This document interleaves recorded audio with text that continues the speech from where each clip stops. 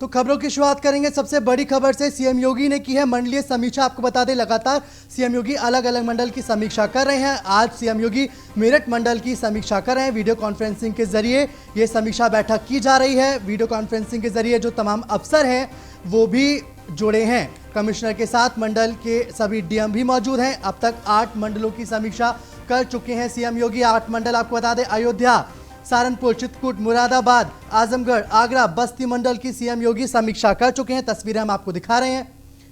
लगातार सीएम योगी अलग अलग मंडलों की समीक्षा करके विकास कार्यों की जानकारी लेते हैं।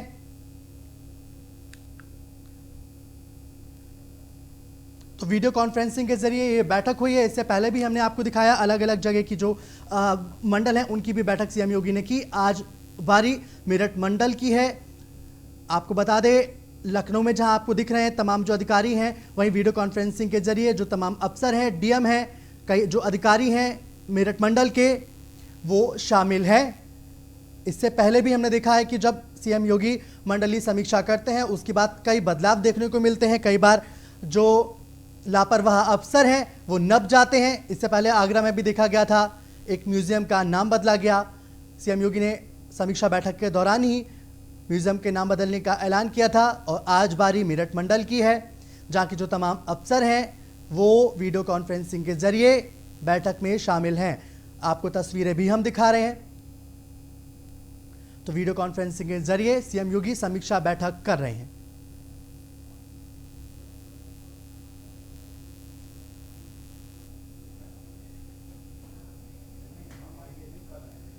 तो सीधे चलेंगे मेरठ जहां से हमारे जो संवाददाता है मोहसिन खान वो हमारे साथ जुड़ चुके हैं जहां पे ये बैठक चल रही है। जो अधिकारी जो वीडियो कॉन्फ्रेंसिंग के जरिए जुड़े उसी के बाहर हमारे संवाददाता के पास चलते हैं। मोहसिन, आवाज मिल रही है आपको?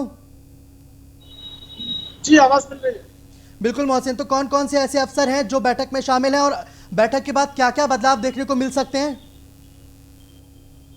देखिए मैं आपको बता दूं कि शाम में 6 बजे से 7 बजे का वक्त तय किया गया था। जो मेरठ में कलेक्ट्रेट में एनआईसी है वहां पर वीडियो कॉन्फ्रेंसिंग के जरिए मुख्यमंत्री योगी आदित्यनाथ मेरठ मंडल के तमाम जिलों के अधिकारियों के साथ बैठक करेंगे, जिसमें कमिश्नर, डीएम, सीडीओ और इसके अलावा जो सीएमओ है और मेडिकल कॉलेज के जो प्रिंसिपल है और इसके साथ ही साथ तमाम सांसद और विधायक इस वीडियो कॉन्फ्रेंसिंग में मौजूद रहे हैं और उनके साथ तमाम बिंदुओं पर चर्चा की गई है।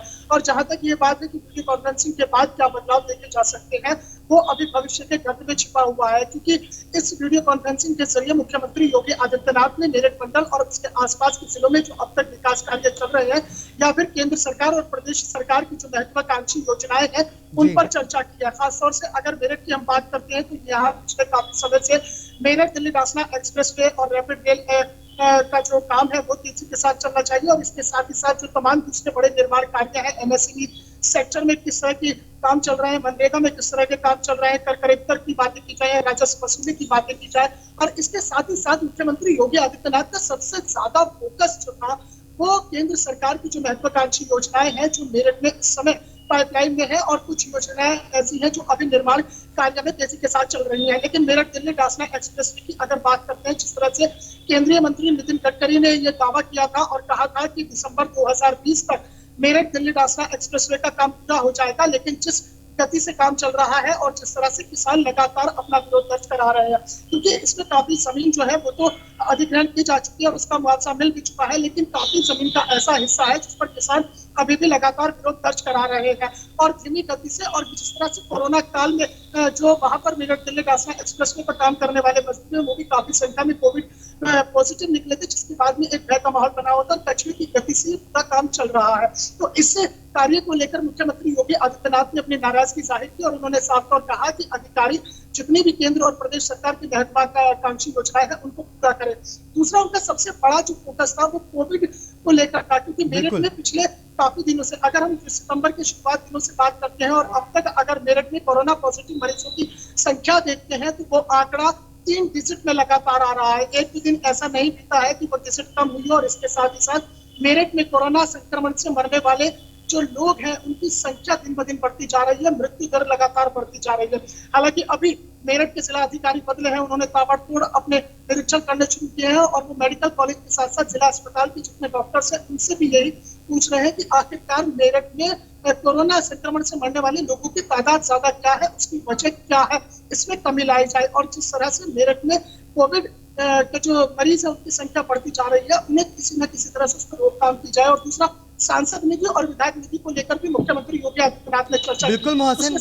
बिल्कुल मोहसिन, बहुत बहुत शुक्रिया पूरी जानकारी के लिए। तो फिर ये जो पूरी मंडल की बैठक है, मेरठ मंडल की बैठक, ये फिलहाल सीएम योगी की तरफ से जारी है। तमाम जो अफसर हैं वो इस बैठक में शामिल है। खबरों में आगे बढ़ेंगे। यूपी में किसान बिल को लेकर राजनीति चरम पर है। आपको बता दें, किसान बिल को लेकर सीएम योगी का भी पक्ष आया, उन्होंने इस बिल को ऐतिहासिक बताया। वहीं विपक्ष की बात की जाए तो मायावती, अखिलेश यादव और आम आदमी पार्टी सरकार पे हमला भरे। किसान बिल को लेकर पूरे प्रदेश में कांग्रेस प्रदर्शन भी करेगी। कांग्रेस बिल पर सपा अध्यक्ष हैं अखिलेश यादव, उन्होंने ट्वीट करके सरकार पे हमला भी बोला। उन्होंने कहा कि बिल किसानों के खिलाफ ही नहीं, अखिलेश यादव ने कहा, बल्कि किसानों को उद्योगपतियों के हवाले कर देने वाला बिल है। तो जाहिर तौर पे कह सकते हैं कि अखिलेश यादव इस बिल से के जरिए कहीं ना कहीं अपनी सियासत साध रहे हैं। तो वहीं मायावती का कहना है कि किसान बिल पर मायावती भी केंद्र की जो बिल है उसे सहमत नहीं है, बीएसपी सहमत नहीं है। समस्याओं का ध्यान दे केंद्र सरकार, नए अध्यादेश को लेकर किसानों में भी दिख रहा है आक्रोश। आपको बता दें कि इससे पहले भी हमने आपको तस्वीरें दिखाई अलग अलग जगह से, मेरठ से लेकर यूपी के कई जो शहर है वहाँ पे किसानों ने प्रदर्शन किया और अब उस पर राजनीति भी चरम पर है। बीते दिन मोदी कैबिनेट से हरसिमरत कौर बादल, उन्होंने इस्तीफा भी दे दिया, लेकिन उनका इस्तीफा काम नहीं आया। लोकसभा से ये बिल पास हो गया। सरकार जाहिर तौर पर इस बिल के साथ खड़ी है। अब ग्राफिक्स के जरिए आपको बताते हैं कि नए विधेयक में आखिर क्या कुछ है। आपको बता दें, किसान देश के किसी भी कोने में अपनी उपज की बिक्री कर सकेंगे। अगर राज्य में उन्हें उचित मूल्य नहीं मिलता है तो किसान दूसरे राज्य में भी बेच सकता है। इससे पहले अधिकार ये किसानों के पास नहीं था। साथ ही आपको बता दें कि फसलों को ऑनलाइन माध्यमों से भी बेचा जा सकेगा और बेहतर दाम मिलेंगे। बिल में किसानों की आय बढ़ाने को लेकर ध्यान दिया गया है। इसके माध्यम से सरकार बिचौलियों को खत्म करना चाहती है। इसमें एक आपूर्ति चेन तैयार करने की कोशिश कर रही है सरकार। अब अनाज, खाद्य तेल, आलू, प्याज को अनिवार्य वस्तु नहीं रह गई है। इसका जो भंडारण है वो किया जा सकेगा। इसके तहत कृषि में विदेशी निवेश को आकर्षित करने का सरकार प्रयास कर रही है। तो क्या है ये बिल? इस बिल के बारे में हम आपको बता रहे हैं। जिस बिल पर इतना घमासान मचा हुआ है वो भी हम आपको बता रहे हैं कि आखिर ये बिल है क्या। देखिए, विपक्ष कह रहा है कि ये जो बिल है ये किसान विरोधी है, लेकिन पीएम मोदी कह रहे हैं कि विपक्ष किसानों को बरगला रहा है, ये बिल किसान हितैषी है।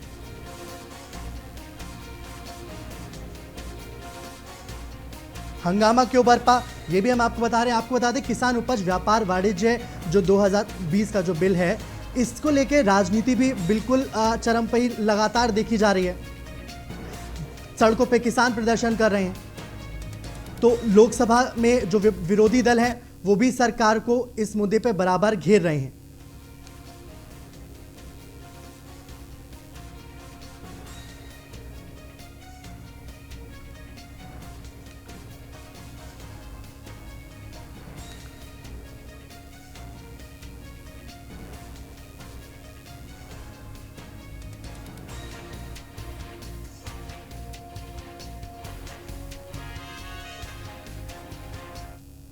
अब हम आपको ग्राफिक्स के जरिए बताते हैं कि आखिर इस बिल का विरोध क्यों हो रहा है। आपको बता दें, किसान नेताओं का कहना है कि न्यूनतम समर्थन मूल्य नहीं मिल पाएगी, जबकि से सरकार कह रही है कि नहीं भाई, ऐसा कुछ नहीं है। निजी कंपनियां किसानों का शोषण ना करें, इसका डर है। ये इस बात को लेकर भी विरोध हो रहा है। चिंता यह भी है कि व्यापारी इस जरिए फसलों की जमाखोरी करेंगे। राज्य सरकारों को परेशानी है कि किसान दूसरे राज्य में जाएंगे तो परेशानी बढ़ जाएगी। देखिए, अब किसानों को यह अधिकार दे दिया गया है कि अगर उनको लगेगा कि उनके राज्य में उनको जो अच्छे दाम है वो नहीं मिल रहे हैं तो वो दूसरे राज्य जा सकते हैं। अब राज्यों को डर ये है, खासकर से जो जिन राज्यों में बीजेपी नहीं है उनको डर ये है कि कहीं ऐसा ना हो कि जो बीजेपी शासित राज्य हैं वो ज़्यादा पैसे दे दें और जो किसान है वो उनके पाले में चला जाए। तो जाहिर तौर पे इस बिल का विरोध भी देखने को मिल रहा है। तमाम जो दल हैं वो इस बिल का विरोध कर रहे हैं। आम आदमी पार्टी के नेता हैं और दिल्ली के मुख्यमंत्री हैं वो भी इस बिल का विरोध कर रहे हैं। वो साफ तौर पे कह रहे हैं कि लोकसभा में ये बिल पास हो गया है, राज्यसभा में इस बिल को पास कराना सरकार के लिए थोड़ा मुश्किल हो सकता है क्योंकि राज्यसभा में सरकार के पास बहुमत नहीं है। हालांकि बहुमत ना होने के बावजूद भी चाहे वो धारा 370 का बिल हो, चाहे वो तमाम बिल हो, एनआरसी बिल हो, तमाम बिलों को सरकार ने आसानी से पास करा लिया है। तो इसके बाद जो कई नेता हैं, जो विरोधी दलों के नेता हैं, वो साफ तौर पर ये कह रहे हैं कि अब इस बिल को राज्यसभा में पास नहीं होने दिया जाए।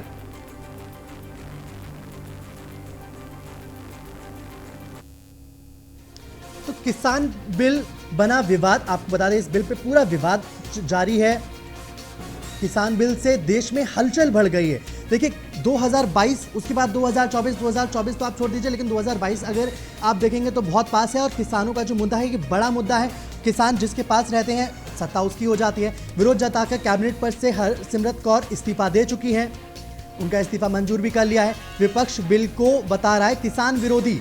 विपक्ष का कहना है कि ये बिल किसान विरोधी है। पीएम मोदी कहते हैं कि नहीं, ये बिल किसान विरोधी नहीं है, बिचौलियों को खत्म करता है ये बिल। प्रधानमंत्री मोदी ने आज रैली के दौरान ये सब कहा। पीएम मोदी ने विपक्ष पर भ्रमित करने का आरोप लगाया है। साफ तौर पे उन्होंने कहा है पीएम मोदी ने कि विपक्ष राजनीति कर रहा है। किसानों से बिल का समर्थन करने की अपील भी की गई है। तो देखिए आपको हमने बताया, ग्राफिक्स के जरिए भी बताया कि आखिर क्या कुछ हो रहा है इस बिल को लेकर। अब आपको बताते हैं जो राजनीति इसमें पूरी देखने को मिली है। समाजवादी पार्टी और जो मायावती हैं वो लगातार ट्वीट कर रही हैं। संसद में किसानों से जुड़े 2 बिल उनकी सभी शंकाओं को दूर किए बिना ही कल पास कर दिए गए। मायावती की तरफ से ट्वीट किया गया। आपको बता दें संसद में किसानों से जुड़े 2 बिल उनकी सभी शंकाओं को दूर किए बिना ही पास कर दिए गए।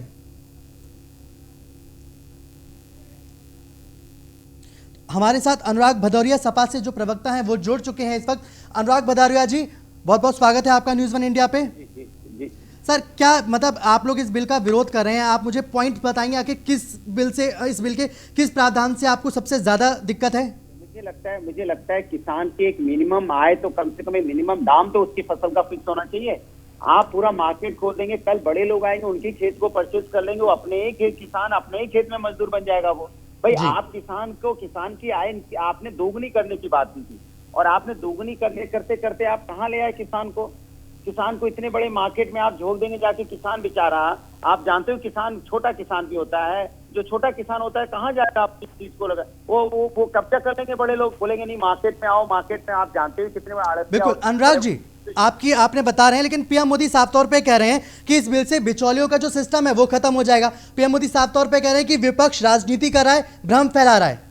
देखिए इसके पहले भी कहते थे हम आएंगे तो 2 करोड़ लोगों को रोजगार देंगे। उन्होंने बोला था कि नोटबंदी होगा, नोटबंदी हम इसलिए लगा रहे हैं क्योंकि भ्रष्टाचार खत्म हो जाएगा, यहाँ पे आतंकवाद खत्म होगा और नक्सलवाद खत्म होगा। तो क्या कालाबाजारी खत्म होगी, आतंकवाद खत्म हो गया, भ्रष्टाचार खत्म हो गया। सरकार अपनी फेस सेविंग के लिए कुछ भी कहे, हकीकत है कि आप किसान को मजदूर बनाना चाहते हैं। इतना किसान रोड पे है कि आप किसान की चिंता नहीं है, किसान रोड पे बैठा है। भाई जनता के लिए तो आपको चुना है लोगों ने, तो आप उनकी बात सुनिए। आपके मंत्री इस्तीफा दे रहे हैं, लगातार इस्तीफा दे दिया मंत्री ने, उसके बाद आप सुनना चाहते हैं। इससे ज्यादा शर्म की बात क्या हो सकती है? इस्तीफा दे रहे हैं आपके केंद्रीय मंत्री, फिर भी आप सुनना चाहते हैं। तो इसके मतलब आपका ये रवैया जो है वो अड़िया रवैया है, ये अच्छी बात है।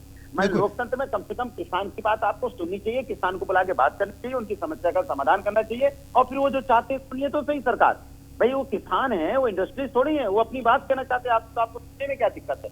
क्यों नहीं आप सुनना चाहते किसान की बात? तो ये चिंता का विषय है कि आप किसान के बिल्कुल अनुराग जी, देखिए लोकसभा से ये बिल पास हो चुके हैं, अब राज्यसभा की बारी है। अगर राज्यसभा से भी बिल पास हो गया तो आपका अगला स्टेप क्या होगा? फोन कट चुका है अनुराग जी का। तो जाहिर तौर पे देखिए प्रधानमंत्री मोदी ने साफ तौर पे कहा कि इस बिल से बिचौलियों का जो सिस्टम है वो खत्म होगा। किसान और ग्राहक के बीच जो बिचौलिए होते हैं, जो किसानों की कमाई का बड़ा हिस्सा खुद ले लेते हैं, उनसे बचाने के लिए ये विधेयक लाए गए हैं। तो जाहिर तौर पे इस बिल पे जो है वो राजनीति पूरी चरम पर है।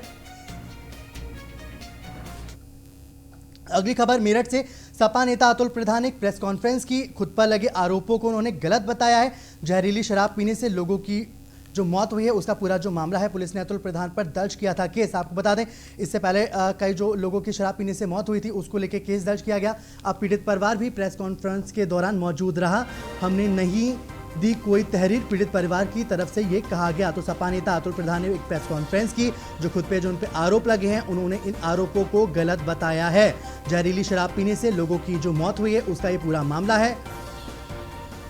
अतुल प्रधान पर पुलिस ने केस भी दर्ज किया था, आपको बता दें। पीड़ित परिवार भी प्रेस कॉन्फ्रेंस में मौजूद रहा और उनकी तरफ से साफ तौर पे कहा गया कि हमने कोई भी तहरीर नहीं दी है। मेरठ में जहरीली शराब से लोगों की मौतें हुई हैं। मेरठ की तरफ 3 मौतें हुई हैं और मेरठ से दूसरे जनपद में 7 मौतें हुई हैं, अभी कुछ दिन पहले ही। उसी के लिए हम सब लोग इकट्ठा हुए इन पीड़ित परिवारों के साथ लड़ाई लड़ रहे हैं। हमारा कहना ये था कि जो जहरीली शराब से मौतों का आंकड़ा है वो पहले भी, चाहे बाराबंकी हो, चाहे बहराइच हो, चाहे संभल हो, चाहे हापुड़ हो, चाहे पिछले साल सहारनपुर में घटनाएं हुई हों, उसमें भी लगभग 125 से ज़्यादा लोग मौत के मुंह में चले गए। उत्तराखंड में भी लोग मरे जहरीली शराब से। उसी कड़ी में हमारे मेरठ में अभी 1-1.5 महीने पहले 3 लोग मेरठ के रोहटा थाने के डूंगर गांव में भी एक्सपायर हुए, उनकी भी जहरीली शराब से मौत हुई। लेकिन प्रशासन उसको मिनिमाइज करने के लिए और अपने तरीके से गरीब गुरबा लोगों को दबाने के लिए हर तरह का कुचक्र रच रहा है। अभी आपने देखा होगा कि पहले दिन जब ये बात हुई, सारी मीडिया में आया, सब लोगों को जानकारी हुई कि भाई जहरीली शराब से मौत हुई है, मौत का कारण जहरीली शराब है। लेकिन अधिकारी लोगों ने स्वीकार नहीं किया, बल्कि ये बोल दिया कि ये ओवरडोज से मौत है, ये ज़्यादा शराब पी ली उसके कारण मौतें हैं। लेकिन अचानक से एक ही दिन में 10 मौतें हो जाना, ये अपने आप में गंभीर प्रश्न उठाता है उनके उस सवाल पर, उनके उस बयान पर। हमारा ये कहना था कि भाई इन पीड़ित परिवारों को 10-10 लाख का मुआवजा मिले और पीड़ित जो परिवार हैं उनके एफआईआर दर्ज हो। लेकिन यहाँ मेरठ के प्रशासन ने खास तौर से मेरठ के कप्तान और यहाँ के स्टेशन अफसर ने सब लोगों की मिलीभगत से हम लोग वहाँ पर पहुँचे, लोग इकट्ठा हुए। इकट्ठा होने के बाद में पंचायत हुई। पंचायत में तय हुआ कि भाई आने वाले समय पर इसकी लड़ाई लगातार जारी रहेगी। जहां तक कि समाजवादी पार्टी का विषय है, पहले दिन से ही इस विषय को लगातार समाजवादी पार्टी और समाजवादी पार्टी के लोग। ब्रेक के बाद स्वागत है आपका। बरेली में स्मार्ट सिटी टेंडर को लेकर बड़ा खेल हुआ है। हनीवेल कंपनी को दिया गया टेंडर को दिया गया लेटर ऑफ अलॉटमेंट। इस कंपनी को लेटर ऑफ अलॉटमेंट ना देने के लिए चल रही थी कई दिनों से शिकायत। आपको बता दें, इस कंपनी को लेटर ऑफ अलॉटमेंट ना देने के लिए कई दिनों से इसकी शिकायत चल रही थी। मेयर और कमिश्नर के बीच चल रहा था ये पूरा विवाद।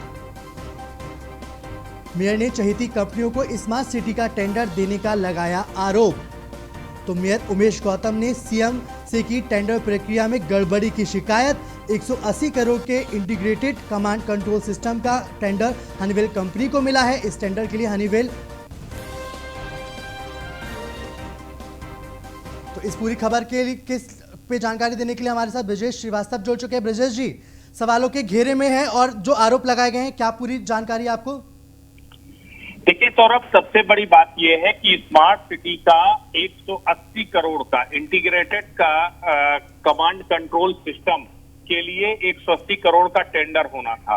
और इस टेंडर के लिए जिस तरीके से स्मार्ट सिटी के लिए कमेटी बनाई गई, जिस तरह से नियम और शर्तें रखी गई, उसको लेकर के बरेली मेयर ने सख्त ऐतराज जताया था। उन्होंने साफ तौर पर आरोप लगाया था कि चहेती कंपनियों को टेंडर देने के लिए ये जानबूझ करके शर्तों को इस तरीके से किया गया है कि जो सामान्य कंपनियां हैं वो कोई टेंडर ले ही ना पाए। और यही वजह थी कि केवल 3 कंपनियां इसके टेंडर के लिए निविदा डाल पाई थी और उसमें L&T और हनीवेल के बीच में मुकाबला था।